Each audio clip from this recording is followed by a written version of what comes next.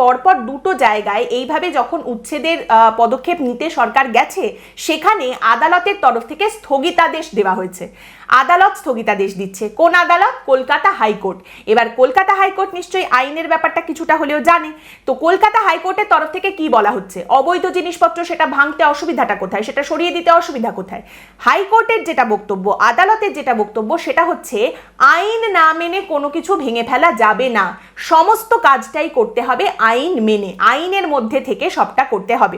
একটা আবাসন যদি আপনি ভাঙার সিদ্ধান্ত নেন, উচ্ছেদের সিদ্ধান্ত নেন, তাহলে সেক্ষেত্রে সেটা কেন অবৈধ, কেন এখানে জরুরি ভিত্তিতে উচ্ছেদের প্রয়োজন রয়েছে, কতটা বিপদ রয়েছে ওই আবাসন থাকলে, সেই সমস্ত কিছু আদালতকে জানাতে হবে, সেটা সমস্ত কিছু আদালতের সামনে প্রমাণ করতে হবে, তারপর যা পদক্ষেপ নেবার সেটা করতে হবে।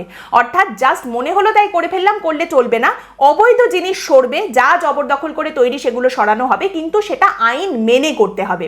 মানে আপনি মনে করুন যে একটা জায়গায় যদি একটা বাড়ি থাকে বা একটা কোনো দোকান যেটা সরাতে হবে, উচ্ছেদ করতে হবে বা ভাঙতে হবে, সেক্ষেত্রে একটা 45 দিনের সময় নিতে পারে সরকার, একটা নোটিশ দিতে পারে যে তোমাদের কাছে বৈধতার কি কাগজপত্র আছে সেসব দেখাও। যদি তারা দেখাতে পারে ভালো, না দেখাতে পারলে ব্যাস, তারপর এরপর যা পদক্ষেপ সরকারের নেবার সেটাই তারা নেবে। মানে ব্যাপার হচ্ছে তোমাকে সময় দেওয়া হলো, এর মধ্যে হয় তুমি নিজেই বৈধতার সার্টিফিকেট আমাকে দেখাও, তোমার কাগজপত্র দেখাও, না পারলে নিজেই সরে যাও, কারণ আমরা কিন্তু এরপর এই অবৈধ জিনিসটাকে সরিয়ে দেব। এবং তার মাধ্যমে যেটা হবে, এই প্রমাণটা যদি আদালতের সামনে রাখা যায়, তাহলে এই স্থগিতাদেশ আর দেখতে হবে না। এবার এইখানে আপনি বর্তমান সরকারকে খুব পছন্দ করতে পারেন বা খুব অপছন্দ করতে পারেন, তার সঙ্গে বৈধতা বা অবৈধতার কোনো সম্পর্ক নেই।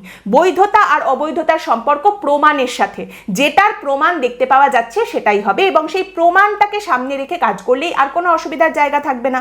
সরকার যেমন এটা বলতে পারে না যে এখানে আমি দিয়েছি জমি বলেই এটা বৈধ, তেমনি আবার সরকার এটাও বলতে পারে না যে আমি ভেঙে দেব বলছি, আমি বলছি তাই এটা অবৈধ। সবটাই প্রমাণের বিষয় রয়েছে। দেখুন, প্রতিহিংসা পরায়ণ একটা সরকারি যদি দরকার হবে, প্রতিহিংসার পরায়ণ একটা সরকারি যদি বাংলার মানুষ চাইবে, তাহলে তো আগের সরকারকেই রেখে দিত, তাহলে তার এই সরকারকে আনতো না। দেখুন, একটা বুলডোজার হ্যাপি সরকার বাংলার মানুষ তো চায় না।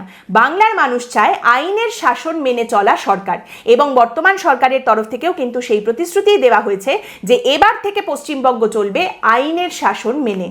একদম শেষে আবারও বলি, যা কিছু অবৈধ জবরদখল করা, জোর করে নেওয়া হয়েছে, অন্যায় করে তৈরি করা হয়েছে, সেই সমস্ত কিছু সরে যাওয়া উচিত। একদম পরিষ্কার কথা, সেই সব কিছু সরে যাওয়া উচিত, এবং সরকারের সেটা করা উচিত আইন মেনে। রাজ্য সরকার বর্তমানে আমাদের পশ্চিমবঙ্গে যারা রয়েছে, সেই রাজ্য সরকার যদি কথায় আর কাজে এক হয়, তাহলে আইনের শাসন প্রতিষ্ঠা করাই তার লক্ষ্য হয়। এই সমস্ত অবৈধ জিনিসপত্র সরে যাওয়া উচিত, আইন অনুযায়ী সেগুলো সরে যাওয়া উচিত। এটার বেকার বিরোধিতা করার কোনো মানেই হয় না।